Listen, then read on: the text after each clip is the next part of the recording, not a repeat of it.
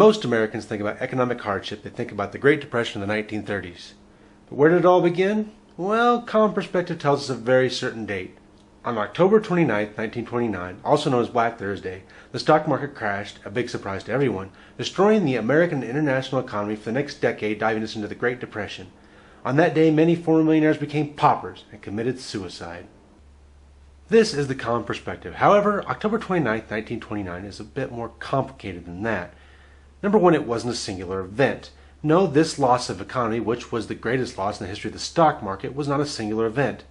The first stock market crash that year actually occurred as early as March, yes, a full 7 months before Black Thursday.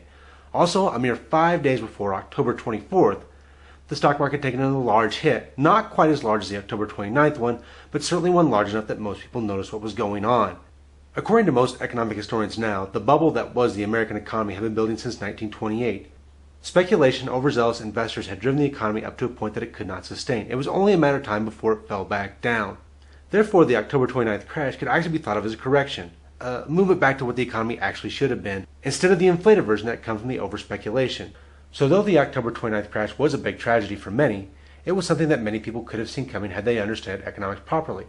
Which brings us to the next part of the statement, which is that it was a big surprise to everyone. And that's not true. There were many smart investors who had pulled their money out of the stock market before October 29th. There are many who had pulled their money out before 1929 started at all. One good example is Joseph Kennedy. That's right, the patriarch of the Kennedy clan and father of John Kennedy, future President of the United States. He was one who pulled out his money in 29, realized there could potentially be a large crash, and he was correct in thinking so. He reinvested his money in land and other things that were more stable at the time and kept his millions throughout the Great Depression. So Kennedy and several other investors saw it coming. Actually, many attempted to warn the government and the stock market of what was to transpire. However, there was sort of a drunken rush. The money was just too good, and too many people were after it. They weren't looking forward to the crash that they were inevitably causing. And like I said, it wasn't all at once. It actually happened over a long period of time from March to October, and really since 1928 it had been building. So there were many investors who saw it coming, understood what was going to happen, and actually profited by understanding the economy properly. Now moving on, the idea that it destroyed the American international economy is a little overblown. It was a symptom. It was one little part of a larger factor. There are many other factors to consider in the Great Depression itself. How did such a depression last for a full decade? There are a few factors that need to be considered. World War I is a huge one. Now most people think World War I was in the distant past by this time. I mean, it had been over a decade since it ended. However, major economies in England, France, and Germany had yet to recover, and they were entirely dependent on American lending. Therefore, they were entirely dependent on the American economy. So when the American economy suffered a setback, they suffered a setback. There were other economies doing well at the time, Japan and Russia for example, but they were fairly insulated, and therefore they did not lend out money and they did not help the world economy as a whole. So when the American system collapsed, it collapsed England, France, Germany, and almost all of Western Europe along with it. Things fell into chaos because the lender no longer had the money to lend to keep those economies afloat. Another thing to consider is the farm economy.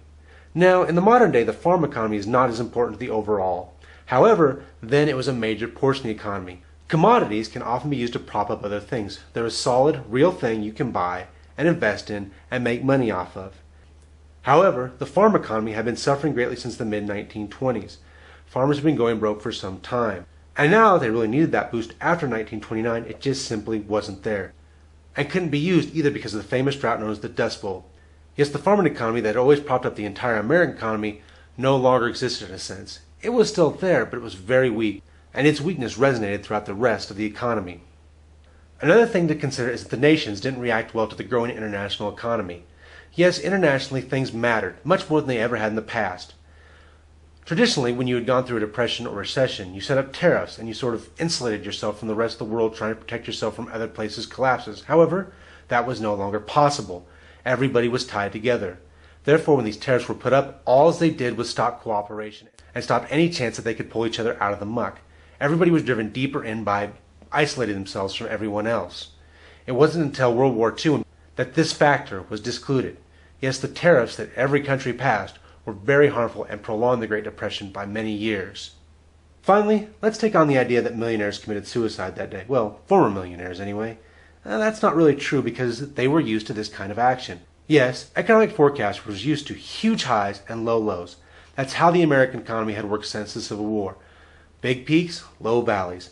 And this was just another one. All they had to do was ride it out. However, that didn't quite work this time. In fact, the low was lower than they'd ever been, and it really, really hurt even the most ardent of investors.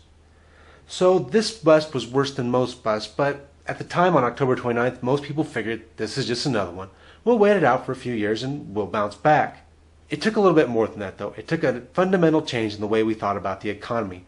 With a new international economy, with a new banking system, with more investment by more people, it took a different sort of regulation, an end to rampant speculation, and a push towards a different kind of economy. One that we still have today in many ways.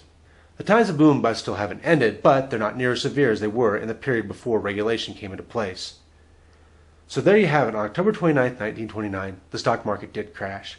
However, it wasn't the only thing that caused the Great Depression, and it wasn't the only sign it was going to come about. It was an event, a major one, mind you, but only one event in a very chaotic time, as historical perspective shows us.